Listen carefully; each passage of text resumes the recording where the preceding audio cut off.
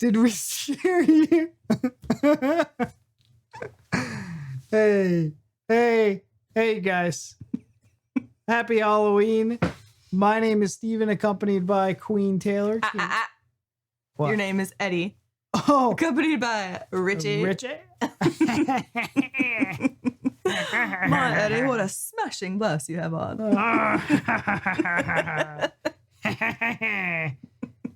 He's got pepper on me. I'm doing pepper on me, guys. Very good. Yeah, thank you. Guys, today we're going to be taking a look at why Halloween is apparently British.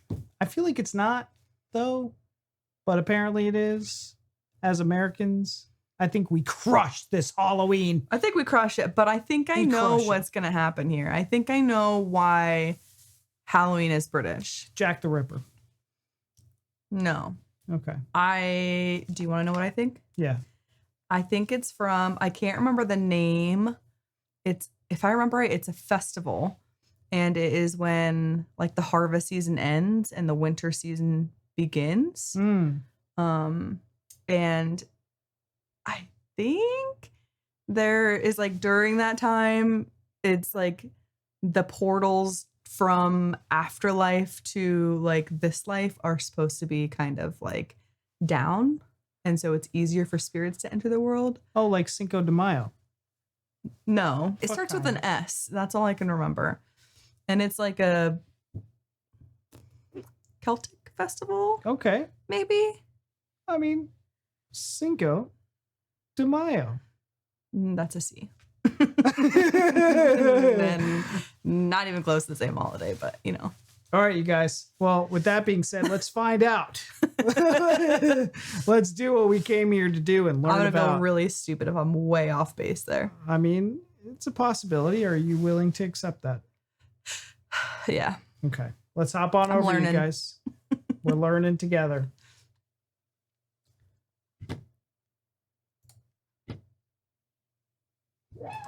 Ah! If that was in our earbuds, that would have actually scared me. It was right here in the speaker, though. It was, but I've got these things really jammed in there. Really jammed in there. Nice and hot and deep black. Nice and deep black.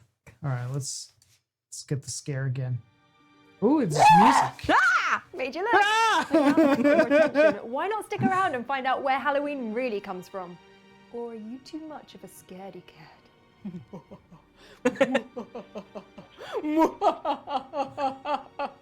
It's her uvula. Okay, Count Dracula. She's got the teeth. Ah! She's cute. She is cute. I don't think she's cute. I don't care if you think she's cute. She's cute. I noticed her tonsils are not there. Despite what many Brits think is an American invention, as it turns out, it's actually the Scots who were the original trick-or-treaters. Oh, that's it. It's believed that the origins of what we call Halloween can be traced back to the ancient festival of Samhain. Samhain.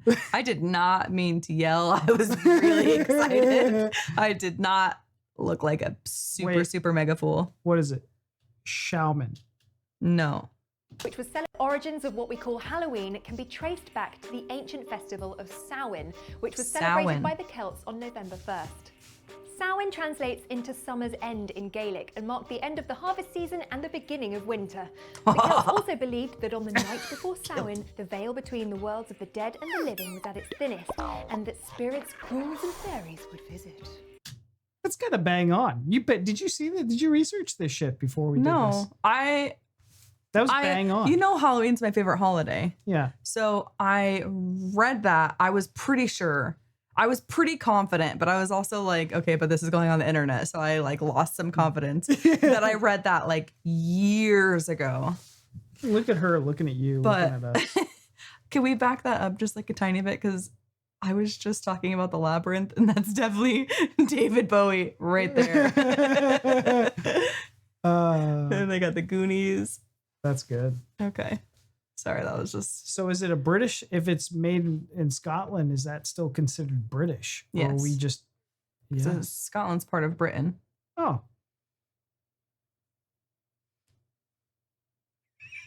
Oh. Oh, okay. Spirits, ghouls, and fairies would visit. By the 7th century, pagan Celts had been successfully converted to Christianity. The church had found that the best way to convert pagans was to come up with a similar but not quite the same alternative to an already existing calendar celebration. So the Christian All Saints' Day was moved to November 1st, which, yep, you guessed it, just happened to be the same day as Samhain.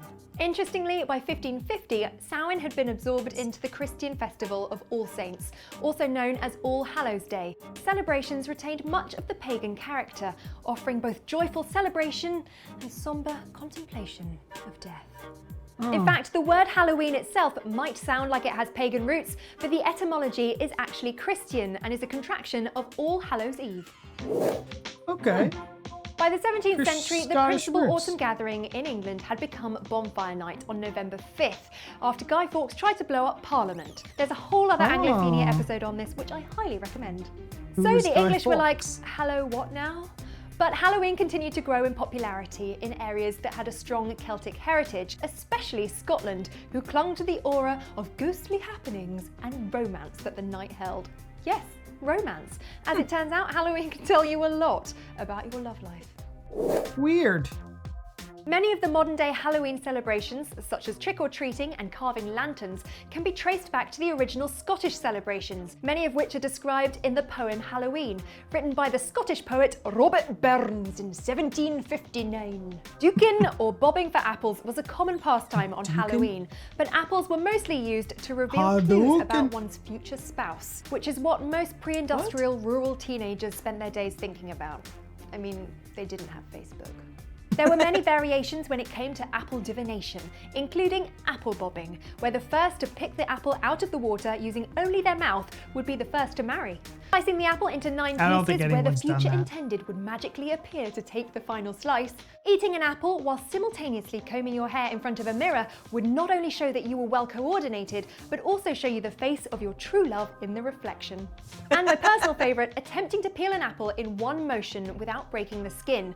Toss it over your shoulder and it would land in the shape of a letter from your future betrothed's name.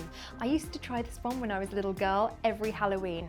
I don't know, something about it was just so appealing. I paired Appealing. I see what She's you clever. did there. I've never done any of these. She's funny. No, I mean, I've never heard of any of them. The bobbing of the apple, Well, yeah, I've that I seen, guess. but none of the others. That's so weird. I've never heard of any. I've never like been anywhere the way they've done bobbing for apples, but I've seen it done at like fall events and stuff. I always thought it was gross because I just pictured it being like a bucket of everyone's drool as they're in the bucket, like trying to mouth these apples. I thought it was just gross. Well, back then, I mean, sanitation.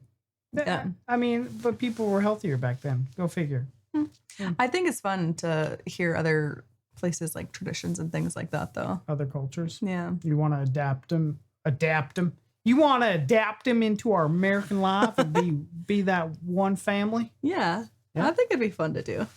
Someone said I had a twangy voice. Do you guys hear it? Do I have a little twang in my step? A little yin yang. as a little girl every Halloween. I don't know, something about it was just so appealing. I pare this apple round and round again, my sweetheart's name to flourish on the plain. I fling the unbroken pairing over my head, my sweetheart's letter on the ground is read. Yeah, guys, any ideas? Was it a G?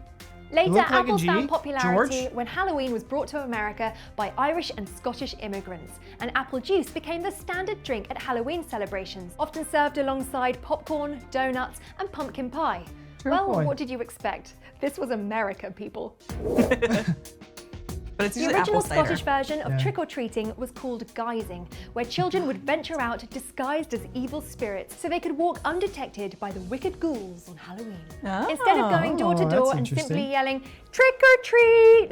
they would be expected to perform a song, poem, or some other entertaining trick before being rewarded with treats. Wow. Often food, drinks, coins, or soul cakes, which were small round spiced seed cakes with currants on top and were specific to Halloween. In the spirit of all this, I thought I could Dance perform the peasant. monotonous souling song, which was often performed by children on All Saints' Day when they went from house to house. Soul, soul, soul cake. Good mistress, give us a soul cake. One for Peter, one for Paul, and one for them has made us all. Thank you. Thank you. Too kind. Neat Originally, lanterns. large bonfires would have been held to ward off evil spirits on Halloween and have said to have been the inspiration behind the carved pumpkin lanterns we use today. However, before the introduction of pumpkins, which are actually native to America, Scotland and in fact most of the UK carved lanterns out of neeps, otherwise known as turnips. Even when I was a girl, we carved turnips Baldric would instead love of that. pumpkins.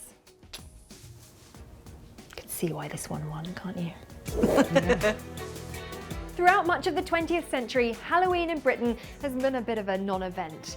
But in recent years, American-style celebrations and popularity have found their way over here. And Yay. thank goodness for that. I mean, have you ever actually tried to carve a turnip? I did, every year up until the age of about 20. And that was just spent on one turnip. Also, FYI, we don't commonly call pumpkins jack-o'-lanterns.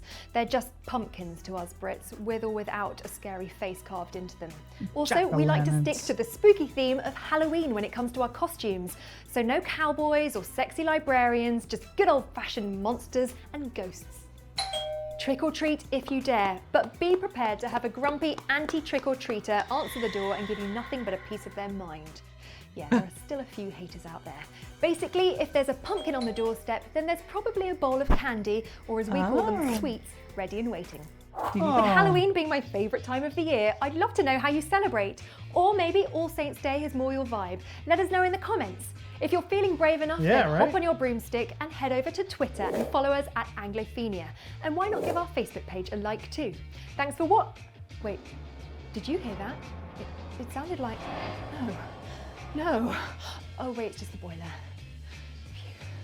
Phew. This one will predict your future. You'll want to turn up the volume on that British one. culture with an American which accent. one is that again? Oh, you should totally witch that one. Well, that was fun. Yeah, that was a lot of fun. What did you think? Interesting about the turnips. Interesting about all their little traditions. I'm still curious about like how much Halloween is celebrated today, because she said it was starting to come over from America, but like how much? You know, the whole But like how much? but like how much? Because the whole like if there's a pumpkin out in the front door, you'll probably get, but if there's not, is that all you guys decorate with is a pumpkin? Like, it should be festive. We have houses where it's like, basically the rule here is if the lights or the porch light is off, that's a dead house. Yeah. That's a no-go zone for the house. We're not trick-or-treating there. But 98% of the houses are decorated to the max. It's well, not to the max. This neighborhood where we're at is pretty festive. It is. I was going to also, I'm glad that you mentioned that. I was going to also bring it up that about the pumpkins being on the porch, if that's the indicator that that's a safe house to trick or treat at. Because yeah, here it's if the porch light's on. Because what if you don't want to pass out candy, but you just want to carve a pumpkin and decorate a pumpkin and put out some decorations? You just like, I got to put it in the backyard so nobody sees it because I don't want people coming to my house. Well, maybe you just leave a bowl, because we also leave bowls of candy in front of the house so we don't have to deal with people. That's the thing. I mean, that's not really a thing. Yeah, People do. We don't do that. Yeah, we don't do that. Yeah. People. But people do, yeah. Yeah. We put out bowls while we take our son trick-or-treating. Yeah. And then So when we that way, come if back- people are out trick-or-treating at the same time as us, they can still get candy. And then when we come back, we go out there and pass it out. But Yeah. This was an interesting video. What did you think about it? I thought it was very interesting as well. I really enjoyed her. I thought she was very funny and quirky and cute, and she had a lot of good puns. And I like when a video is informative but fun as well. Like Matt And Men. she was like really just hit it out of the park with that. I'm also really glad that I was pretty much right about what I thought. Yeah. Obviously, you know, All Saints Day and stuff I didn't mention. So some of this was new news to me, but yeah, I enjoyed it. I think it's fun to see, like you said, kind of some of the different traditions as well. Very, very new hearing those. I think it would be fun to try some of those out just for shits and giggles. Just for shizzies. Yeah. All right, you guys, let us know down in the comments if you plan on trick-or-treating today. Happy Halloween. Or are you all Saints Day? Are you not? Let us know what you're going to be dressed up as. I was going to say that. Let us know your outfits. Clearly, you see our outfits. If you've been trick-or-treating for years, what has your favorite costume been that you've ever worn? And is it your favorite holiday? Yes. And if not, why? Why? And I would like to point out something in case you guys haven't noticed this. This is a real jacket underneath here because I know that Eddie wears a real jacket. And Taylor made these because you couldn't find the... I don't know what you call that. The devil horns, the way that Richie has them in bottom. And I will not tell you how many times I burnt my fingers on hot glue or how many of these I had to make because they were just not turning out right. They were just not turning out right. There may be 3 or 4 wonky devil horns around the house. So you guys, we hope that you have a great Halloween. I hope you're safe out there. Have fun. Get yourself lots of candy. Let me know what you get in the candy bars. If you're getting some full ass Galaxy bars or Milka bars, let us know.